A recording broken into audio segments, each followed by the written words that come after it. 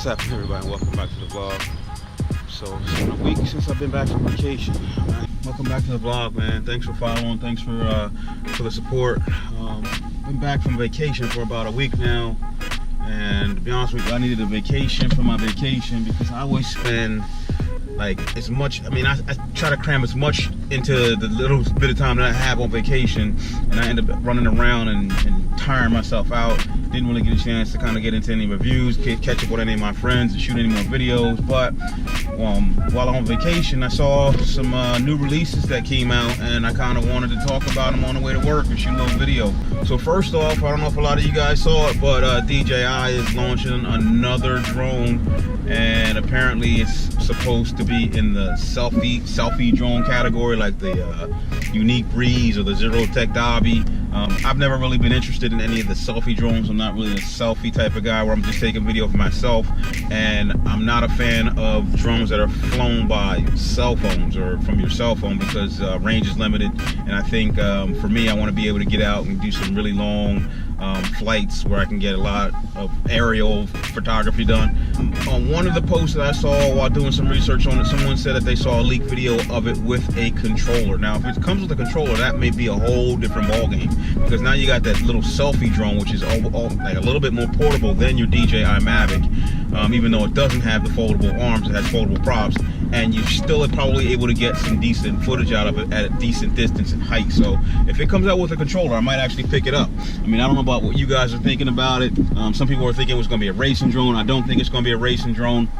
But you know, with the introduction of the new goggles that DJI is releasing, you might be able to go out and do some FPV flight with it. Now, personally, like I said, I've seen guys fly racing drones, and they always end up in the dirt. So I'm not going to do that with a $1,000 drone like the Mavic. Or if the Spark comes out at the $500 price point, I probably still wouldn't do it with that. I mean, I know racing drones can get pretty expensive, but for me, when I'm going to crash it, I want to go with something that's inexpensive and something that's easy to repair. And I don't think a DJI drone is either of those. I was just fishing around through the DJI website for some accessories, or to see what was coming out, and I saw a couple things on there. There was the propeller cages that DJI is releasing for the Mavic, which are propeller enclosures, actually, not like your propeller guard. It's a total caged-in enclosure.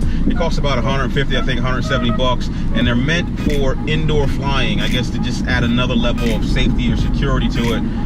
But the downside about them is the setup must be extremely heavy, because it takes your flight from I'm getting like 20 minutes if I drop it down to 20% to 12 minutes per flight. Another thing that came in handy was this. It was the DJI battery to power bank adapter. Man, this thing came in so handy on the trip.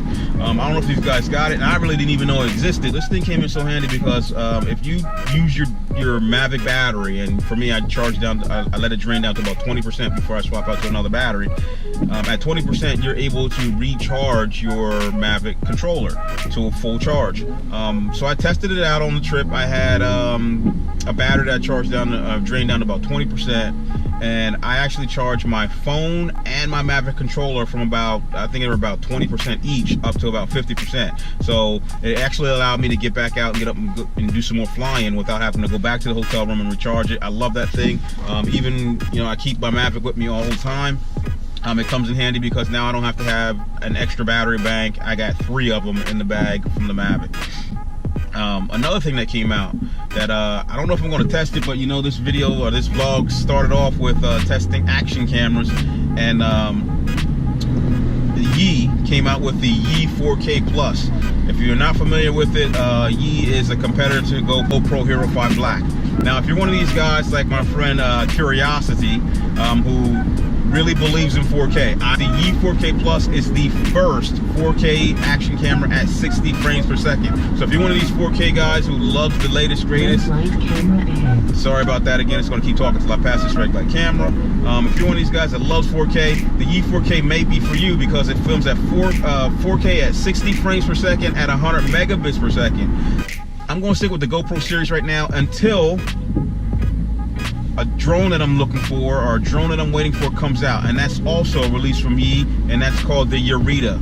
I did a post about the Eureka a little while ago. It's a tricopter. This Eureka it looks like a very, very nice drone that's going to come out with carbon fiber construction, and it's supposed to be fast. I can't remember how fast. I think 65 miles per hour. They're saying that it flies, and they're actually saying that this thing will fly for up to 40 minutes off of a single charge, which is amazing to be that fast.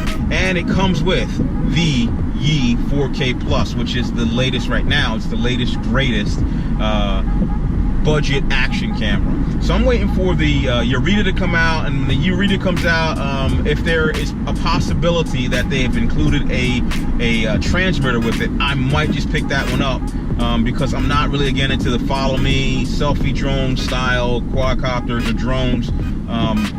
And if it actually has distance on it, like their Yi, there's also the Yi drone. So they've already got a drone series out. I can't remember. I think it's just called a Yi drone, which comes with a controller. So if they're able to adapt the Eureka with the already released Yi drone controller, I'm definitely gonna pick that up. And especially if I can fly it with both the controller or the transmitter and the cell phone. So finally, I don't know if you guys are into phones, but I am a big phone guy, and I gotta admit I'm more of an Android guy than an iPhone guy. Although I do have both, one's for work and one for my personal phone. My personal phone's an Android Galaxy S7, and my work phone right now currently is an iPhone 6S, yeah. So I'm going to wait, but right now I think the trend is now these infinity screen phones. So that's the phone that has almost no bezel, and the screen takes up almost the entire surface of the front of the phone. So infinity screen's not new. There's been, again, Xiaomi and Yi, they've had the Mi Mix, which is all screen. That's been out for about a year now. I passed on that one only because I wasn't sure of the technology, and I'm still not sure of the technology. Because it didn't have an earpiece on the phone, what it said was it had a ceramic piezo sort of speaker where it made the actual screen the speaker of the phone. And from the initial reviews that I saw, it was kind of muffled and kind of low. It didn't work the way that a real speaker would work. So I passed on it, and it also cost about $1,000 when it first came out. So it's been out about maybe close to a year now, and the price has dropped to about the price of the Galaxy S series if you were to buy it without a contract, which I normally do. If you're in the market for a cell phone with the infinity screen, you have a lot of different options, and for me, I kind of want to wait. I mean, like I said, I'm not an iPhone guy, but iPhones do stuff that Androids can't do. I've struggled with my Android flying my Mavic Pro. For some reason, the Mavic software, the DJI Go 4 software, does not work correctly on an Android phone. And I haven't tested it recently. I switched back to the iPhone, which ran it perfectly through every revision or every firmware update. But there have been some leaked images of the new iPhone, the iPhone 8, which is infinity screen, which also looks like it has zero bezel, and that's from top to bottom. Even the thumbprint scanner is actually built into the screen, so that looked pretty cool. And I'm also seeing that a lot of people don't like it online. They're saying that they don't like the new design. You know, there's some die-hard iPhone fans out there that don't like changes in the iPhone design. I thought it was actually pretty cool. And there's also other phones coming from other manufacturers overseas that are going to compete with it. So I think I'm going to hold off on the infinity screen. I'm actually probably going to hold off on the Galaxy S8 for a while to see if the battery's actually actually working. And I want to make sure that, you know, I'm not jumping into something that's going to be a problem. So probably going to hold off as long as my Galaxy S7 is still getting the latest upgrades. Right now I just got upgraded to Android 7 Nougat. I can't remember what I think the next one's Android O. I'm happy with it. I'll wait about half a year to see how the Galaxy S8 does, and if there's going to be a Note 8 before I jump into it. But if you're looking for an infinity screen phone, if you're a phone guy, I would say hold off and see what the market's going to bring, because like I said, everybody's going to follow the same bandwagon. They're going to follow all the manufacturers are going to come with an infinity screen phone. And if you're not like if you're not one of these guys that goes out to your major carriers like your Sprint, your AT&T, Verizon, stuff like that, you can get some some very good deals on phones that are unlocked and from overseas that kind of what they call flagship killers. One of them, and maybe they might even come out with it, was the OnePlus series. I had a OnePlus 1 when it first came out, and I've heard only great things about the OnePlus 2 and OnePlus 3. So if they come out with an infinity screen, that might be something looking into or waiting for. And like I said, just wait around to see what else comes out. So I'm at work, guys. I got to get in here. Again, thanks for watching. Thanks for the support. Thanks for all of the views that you've given me on some of the things that I've done. I'm really trying to get out and do some more stuff with FPV flight and learn how to do some racing drone stuff. There's an event coming to a local field near me on, I believe, May 5th or May 8th. Can't remember which weekend it is. I'm going to get out there. I'm going to do some shooting. I'm going to learn something from these guys on which camera gear I want to get. I've really been trying to get back into building, and I've been looking into how to program and build a racing drone from scratch, and hopefully these guys can help me out. And I'm going to be getting out and meeting new guys, and you'll be meeting them on the vlog. So I appreciate your support. I got to get into work. I'll talk to you later. See ya. Bye.